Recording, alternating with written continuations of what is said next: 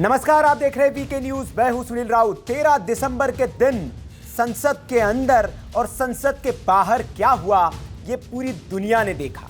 और कैसे कुछ सिर फिरे उपद्रवियों ने संसद के अंदर पहुंचकर संसद की मर्यादा को और संसद की सुरक्षा को ताक पर लगकर किस तरह से उपद्रव किया, ये भी सबने देखा। लेकिन उनकी मंशा क्या थी, क्यों वो संसद में आए? हालांकि बहाना बेरोजगारी और महंगाई का विपक्ष की ओर से बनाया जा रहा है, और ये इनमें से कुछ लोग भी, जिनमें एक नीलम नाम की लड़की भी शामिल है, जो कि कांग्रेस की पुरानी कार्यकर्ता बताई जाती है, राजनीतिक आंदोलनों में वो शामिल रही है, उसने भी यही राग संसद के बाहर जब उसे गिरफ्तार किया तो आलापा कि बहुत बेरोजगारी है और ये तानाशाह सरकार है, उनके खिलाफ हम ये विरोध का बिगुल फूंक रहे हैं और इसीलिए हमने ये सब किया।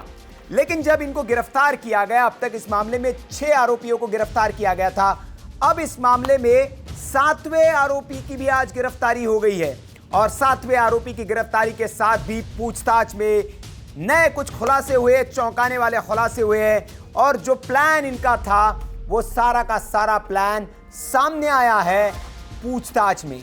जी हां, 6 आरोपी अब तक गिरफ्तार हुए थे, जिसमें नीलम आजाद हरियाणा की, अमोल लातूर महाराष्ट्र से, सागर शर्मा लखनऊ से, मनोरंजन देवराज मनोरंजन जो है वो कर्नाटका से, और इस तरह से बाकी और 2 ललित झा और एक और उसके साथी कैलाश को पुलिस ने गिरफ्तार किया था। अब इस मामले में जो मनोरंजन देवराज है, उसके एक साथी को गिरफ्तार किया गया है, जो पेशे से इंजीनियर बताया जा रहा है, और इसे भी बेंगलुरु से गिरफ्तार किया गया है, कर्नाटक के बेंगलुरु से। और ये जो है, ये मनोरंजन का साथी बताया जा रहा है कि मनोरंजन का दोस्त है। और जो धुएं के पैकेट थे, जो स्मोक कैंस थी, वो स्मोक कैंस इसी ने ही लाकर इन लोगों को प्रोवाइड की थी। मनोरंजन को धुएं के जो स्मोक कैंस थी, वो इसी ने लाकर दी थी, ये कहा जा रहा है। आपको बता दें कि मनोरंजन वही शख्स है जिसने सागर शर्मा के साथ संसद भवन में दर्शक दीर्घा से छलांग लगा दी थी और सुरक्षा को ताक पर रखकर वहां जूतों में छुपा कर ले गई कैंस के जरिए संसद भवन में एक पीला धुआं छोड़कर वहां पर अफरा तफरी मचाने की कोशिश की थी। अब दिल्ली पुलिस ने पिछले हफ्ते ही बड़े पैमाने पर इस सुरक्षा उल्लंघन मामले में जांच करते हुए 6 लोगों को गिरफ्तार किया था। अब बुधवार रात बेंगलुरु से एक इंजीनियर को गिरफ्तार किया है। आरोपी का नाम साई कृष्ण जगली बताया जा रहा है। जी हां, साई कृष्ण जगली यह आरोपी का नाम है और ये पेशे से इंजीनियर है, और मनोरंजन देवराज का ये दोस्त बताया जा रहा है, जिसने ये पीले धुएं वाले कनस्तर जो है इनको प्रोवाइड किए थे। बताया जा रहा है कि जो गिरफ्तार साई कृष्ण हैं, ये रिटायर्ड पुलिस उपाधीक्षक का बेटा है और वो अपने बागलकोट स्थित आवास पर वर्क फ्रॉम होम कर रहा था। उसकी बहन स्पंदा ने मीडिया से बात करते हुए कहा कि मेरे भाई की कोई गलती नहीं है, सच ये है कि दिल्ली पुलिस आई थी, मेरे भाई से पूछताछ की गई, हमने इस पूछताछ में पूरा सहयोग किया है, साई कृष्णा ने कुछ भी गलत नहीं किया है और वो मनोरंजन रूममेट थे। अब मेरा भाई घर से कंपनी के लिए काम करता है। तो ये जानकारी उसके बहन ने दी कि भैया उसकी कोई गलती नहीं है, वो मनोरंजन और वो रूममेट थे, इसी दौरान उनकी दोस्ती हुई। लेकिन अब 7वें आरोपी को भी गिरफ्तार कर लिया गया है और इसी के साथ पूछताछ में जो है वो नए खुलासे भी सामने आए हैं। इनमें सबसे बड़ा जो खुलासा हुआ है, इसके मुताबिक ये साजिश, जैसे वीके न्यूज़ आपको पहले से बता रहा है कि ये साजिश अनायास और अचानक हुई ये घटना नहीं थी, बल्कि प्री प्लान्ड साजिश थी और इस साजिश को बड़ी ही बारीकी के तरीके से रचा गया था, बुना गया था।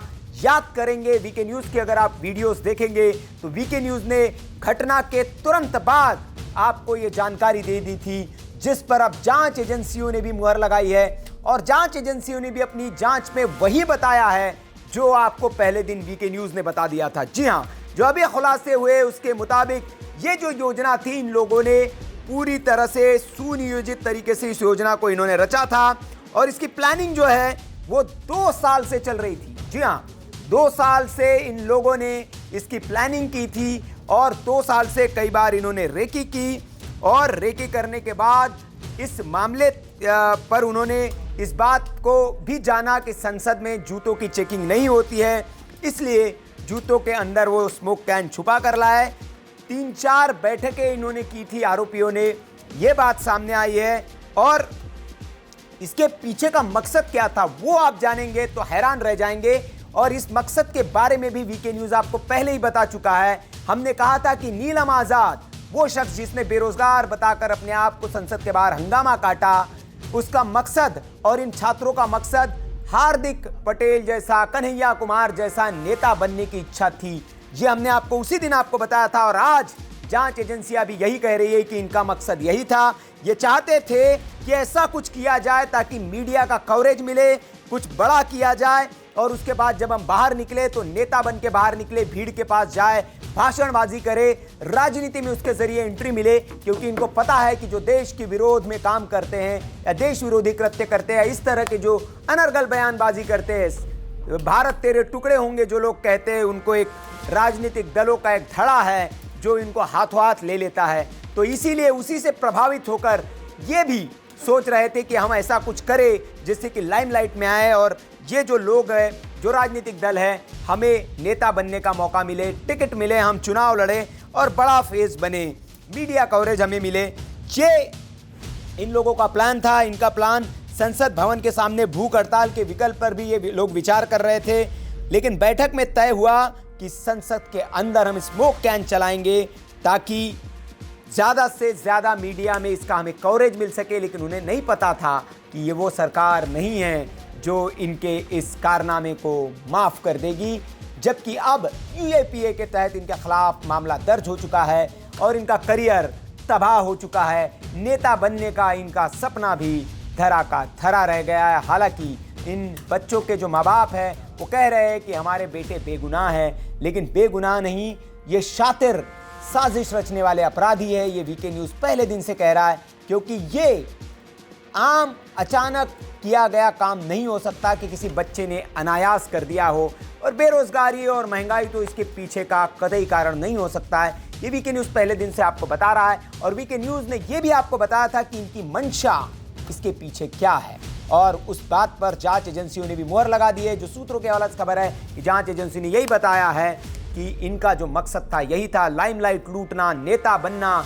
लेकिन वो सारे सपने इनके चकनाचूर हो गए। अब 7वां आरोपी गिरफ्तार हो गया।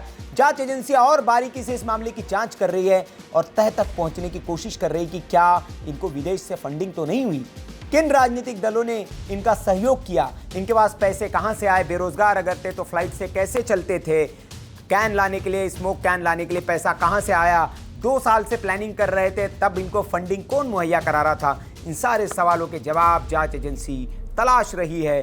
और जैसे ही ये सवालों के जवाब मिलते हैं, वीके न्यूज़ आपको इस मामले से जुड़ी हर जानकारी देता रहेगा। जुड़े रहिए वीके न्यूज़ के साथ, सब्सक्राइब कर लीजिए चैनल को, बेल आइकन दबा दीजिए ताकि वीडियोस की नोटिफिकेशन आपको समय पर मिलती रहे। और देखते रहिए वीके न्यूज़। नमस्कार। वीके न्यूज़, राष्ट्र के नाम।